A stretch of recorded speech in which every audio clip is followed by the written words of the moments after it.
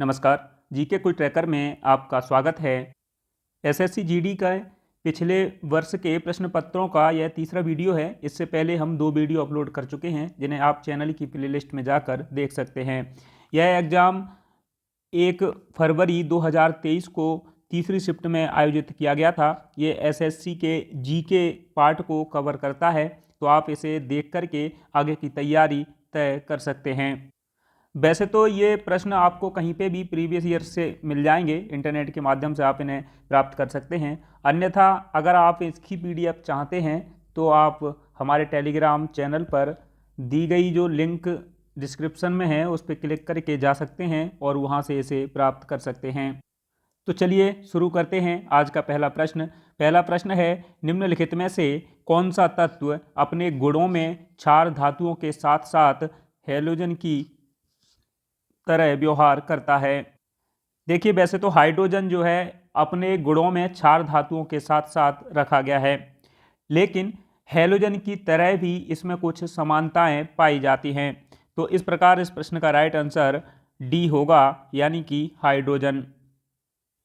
दूसरा प्रश्न है, भारत में जनगणना के संबंध में एनपीआर का पूर्ण रूप क्या है।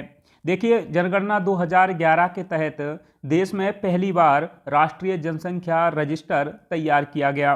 ठीक है, तो जिस रजिस्टर को तैयार किया गया उसको एनपीआर कहा गया। एनपीआर मतलब नेशनल पॉपुलेशन रजिस्टर। अगर आपसे हिंदी में पूछा जाए तो राष्ट्रीय जनसंख्या रजिस्टर, ये पहली बार इसमें लागू किया गया। इसमें कुल 15 विवरण ऐड करने होते हैं। किसी भी नागरिक के 15 विवरण इसमें लिखने होते हैं। तो ये जो है इम्पोर्टेंट है, आपसे ये पूछा जा सकता है।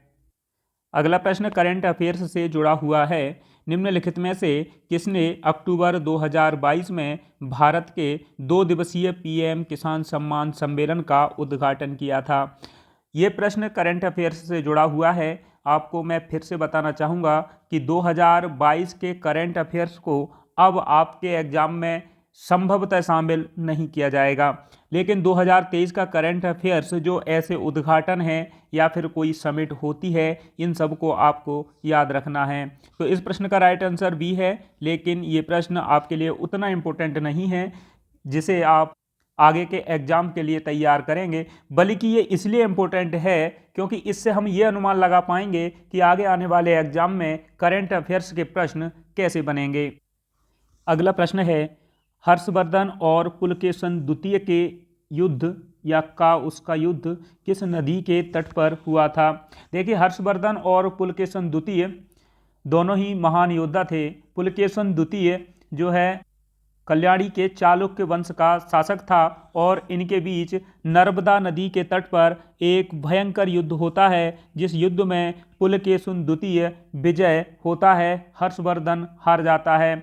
और विजय के पश्चात जब ये पुलकेशन द्वितीय जीत जाता है तो उसके पश्चात परमेश्वर की उपाधि धारण करता है। तो इस प्रश्न का राइट आंसर ए है। अगला प्रश्न देखते हैं। अगला प्रश्न है, भारत में दूसरी बार एशियाई खेलों का आयोजन किस वर्ष किया गया था। भारत में पहली बार, देखिए आपको एक बात याद रखनी होगी कि एशियाई खेलों का प्रारंभ ही भारत से माना जाता है, क्योंकि प्रथम एशियाई जो गेम्स थे ये 1951 में नई दिल्ली में आयोजित किए गए थे। ठीक है, तो ये जो है नई दिल्ली में पहली बार आयोजित किए गए थे।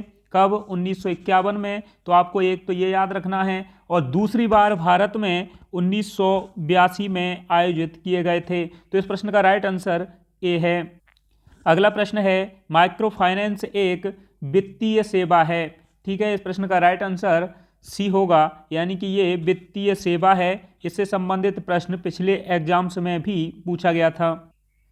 अगला प्रश्न है, 8 अगस्त 2022 से प्रभावी राष्ट्रीय अवसंरचना वित्त पोषण एवं विकास बैंक NABFID के नए प्रबंध निदेशक कौन हैं। देखिए, जितनी भी नई नियुक्तियां होती हैं उनसे प्रश्न बने हैं, इसलिए आप उन्हें जरूर देख करके जाएं। इस प्रश्न का राइट आंसर डी होगा, यानी कि राजकिरण राय ये जो है इसके नए निदेशक बनाए गए थे।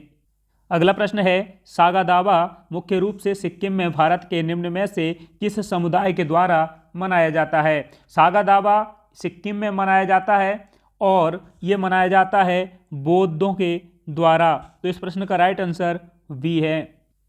अगला प्रश्न है 2018 में मणिपुरी में संगीत नाटक अकादमी पुरस्कार किसने जीता था। देखिए, जब भी करंट अफेयर्स के प्रश्न बनते हैं तो एक तो ये रहता है बनाने वाले के दिमाग में कि ये प्रश्न कितना इंपॉर्टेंट है, और दूसरा ये भी रहता है कि हमें उस कलाकार को पूछना है।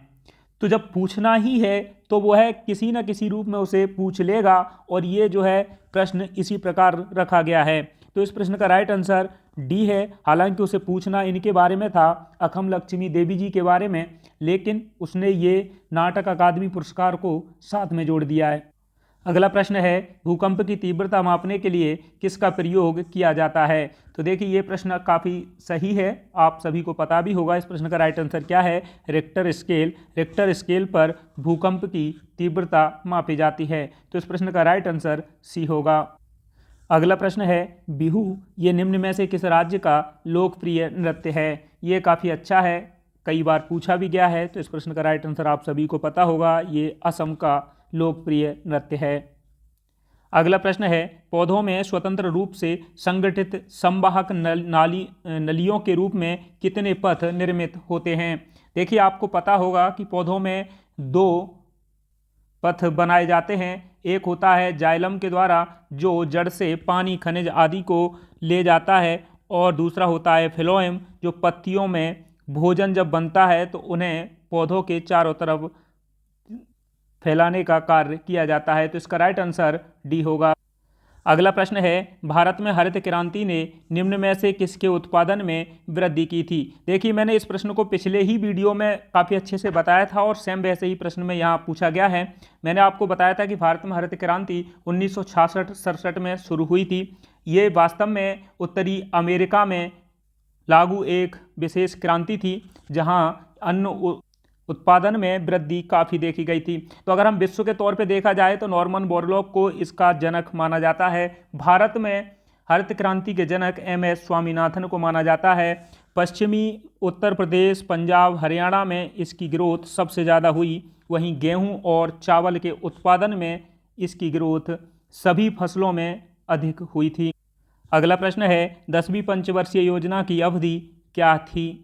10वीं पंचवर्षीय योजना की बात करें तो आपको पता होगा कि 12वीं पंचवर्षीय योजना 2012 से 2017 के बीच में रही थी। वहीं ये 5 साल की अवधि की पंचवर्षीय योजना है। तो 11वीं जो पंचवर्षीय योजना होगी वो 2007 से 2012 होगी। और अगर 10वीं की बात की जाए तो 2002 से 2007 की पंचवर्षीय योजना होगी।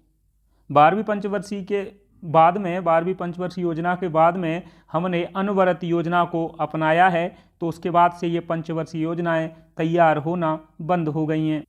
अगला प्रश्न भी काफ़ी इंपॉर्टेंट प्रश्न है हिंदुस्तान सोशलिस्ट रिपब्लिकन एसोसिएशन यानी कि HSRA की स्थापना दिल्ली के ...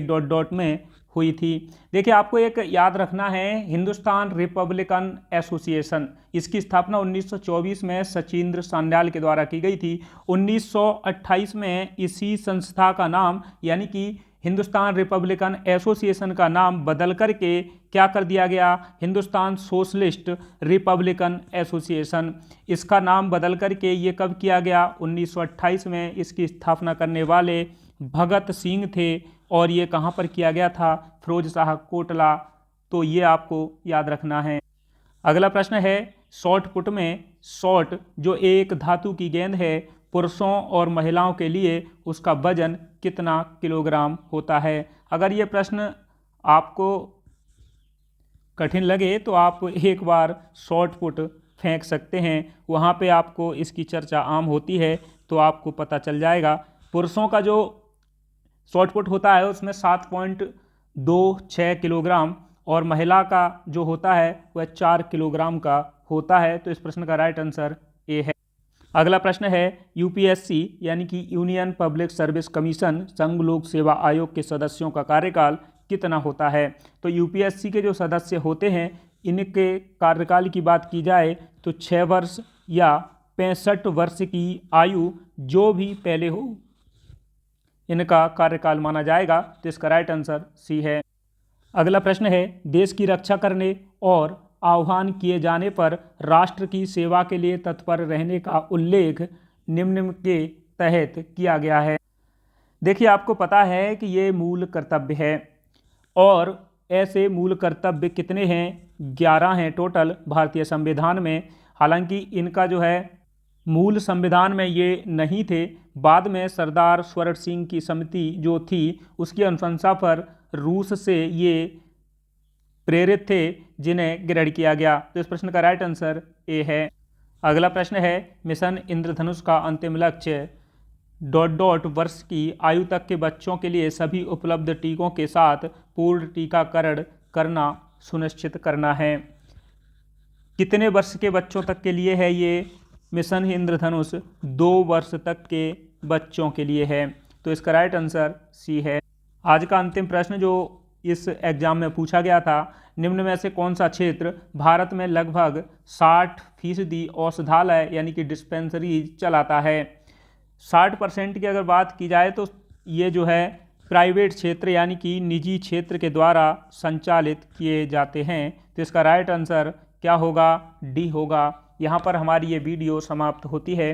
वीडियो और उसका एक्सप्लेनेशन अगर आपको अच्छा लगा हो तो आप इसे लाइक कर सकते हैं, कमेंट भी कर सकते हैं, और अगर आप चैनल पर नए हैं तो आप इस वीडियो को या इस चैनल को सब्सक्राइब भी कर सकते हैं।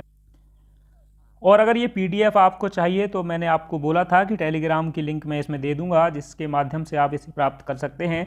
बाकी की हमारी एक विशेष सीरीज जो चल रही है SSC GK, ये देखिए ये प्रीवियस ईयर्स के प्रश्न हैं।